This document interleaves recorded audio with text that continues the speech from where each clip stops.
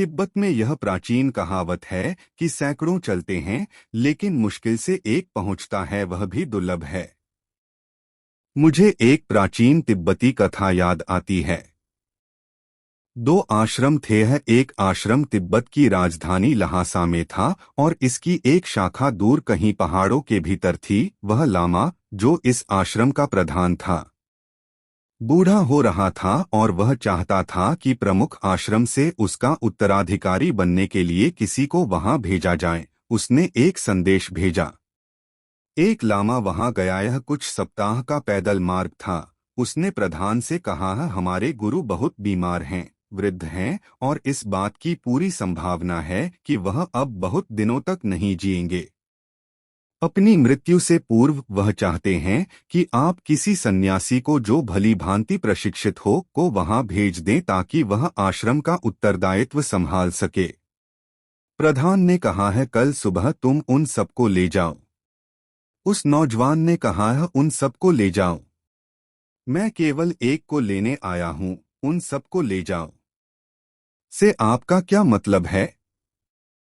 उसने कहा है, तुम समझते नहीं हो, मैं 100 सन्यासियों को भेजूंगा। लेकिन उस नौजवान ने कहा है, यह तो बहुत अधिक है, हम इतने सारे लोगों का क्या करेंगे? हम गरीब हैं और हमारा आश्रम भी गरीब है। 100 सन्यासी हमारे ऊपर भार होंगे और मैं तो केवल एक को भेजने की प्रार्थना करने यहाँ आया हूँ। प्रधान ने कहा है, चिंता न करो, केवल एक ही पहुँचेगा। मैं भेजूंगा 100 पर 99 राह में ही खो जाएंगे। तुम सौभाग्यशाली होगे यदि एक भी पहुँच जाए। उसने कहा है, अद्भुत।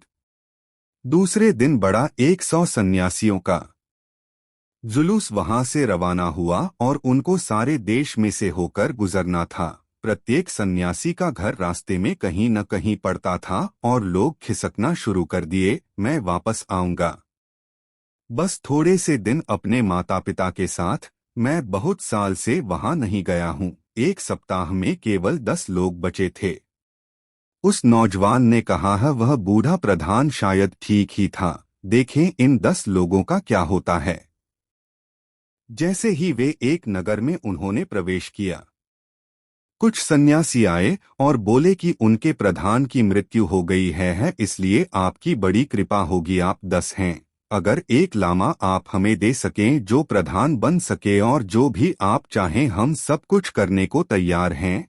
अब हर कोई प्रधान बनने का इच्छुक था। अंततः उन्होंने एक व्यक्ति को तय किया और उसे वहीं छोड़ दिया।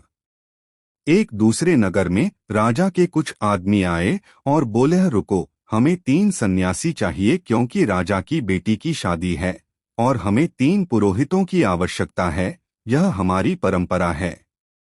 इसलिए या तो आप अपनी इच्छा से आ जाएं वरना हमें आपको जबरदस्ती ले जाना पड़ेगा। 3 आदमी और चले गए, केवल 6 बचे और इस तरह से वे एक एक करके कम होते चले गए। आखिर में केवल 2 व्यक्ति ही बचे और जैसे जैसे वे आश्रम के निकट पहुंच रहे थे, सांझ हो गई थी। एक जवान स्त्री राह पर उन्हें मिली। उसने कहा, आप लोग इतने करुणावान हैं। मैं यहाँ पहाड़ों पर रहती हूँ, मेरा घर यहीं पर है। मेरे पिता एक शिकारी हैं।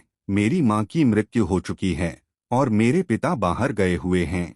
उन्होंने आज लौटने का वायदा किया था पर वे अभी तक लौटे नहीं हैं और रात में अकेली रहने से मैं बहुत भयभीत हूँ। बस एक सन्यासी, केवल एक रात के लिए। वे दोनों ठहरना चाहते थे। स्त्री इतनी सुंदर थी कि उनमें आपस में बड़ा संघर्ष था। वह नौजवान जो संदेशवाहक बनकर आया था उन 100 व्यक्तियों को गायब होते जाते हुए देख चुका था और अब अंत में उन्होंने उस स्त्री से ही कहा है, तुम हम में से एक को चुन लो, नहीं तो व्यर्थ में झगड़ा होगा और हम बौद्ध भिक्षुओं से लड़ने की आशा तो की नहीं जाती।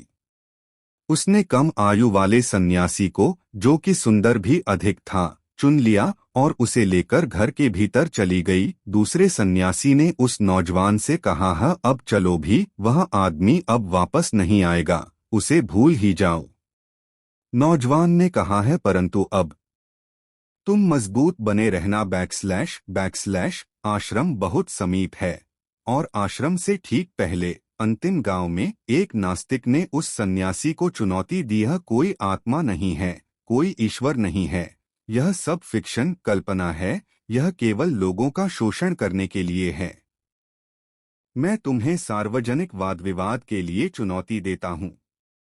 नौजवान ने कहा है, इस सार्वजनिक वाद विवाद के चक्कर में मत फंसो, क्योंकि मैं नहीं जानता कि यह कब तक चलेगा और मेरा प्रधान प्रतीक्षा कर रहा होगा, शायद वह अब तक मर भी गया होगा।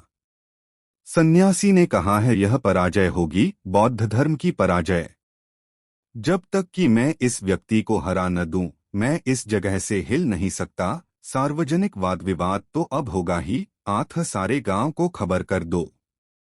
नौजवान ने कहा, अब बहुत हो गया, क्योंकि तुम्हारे गुरु ने कहा था कि कम से कम एक तो पहुंचेगी ही, पर ऐसा लगता है कि अकेला मैं ही वापस पहुंचूंगा।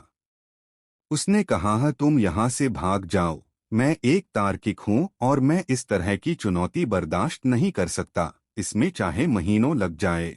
हम हर बात की विस्तार से चर्चा करने जा रहे हैं, क्योंकि मैं जानता हूँ, मैंने इस आदमी के बारे में सुना है, वह भी बड़ा बौद्धिक, बड़ा दार्शनिक व्यक्ति है। तुम जाओ, और यदि वाद विवाद में मैं जीत गया तो मैं आऊंगा, यदि मैं हार गया तब मुझे उसका शिष्य हो जाना पड़ेगा, फिर मेरी प्रतीक्षा न करना। उसने कहा है, यह तो बहुत हो गया। वह आश्रम पहुंचा, बूढ़ा प्रधान प्रतीक्षा कर रहा था। उसने कहा है, तुम आ गए, तुम ही मेरे उत्तराधिकारी होगे। उन 100 में से तो कोई यहाँ आने से रहा, और गुरु जानता था कि केवल एक ही वहां पहुंचेगा। तिब्बत में यह प्राचीन कहावत है कि सैकड़ों चलते हैं, लेकिन मुश्किल से एक पहुंचता है, वह भी दुर्लभ है।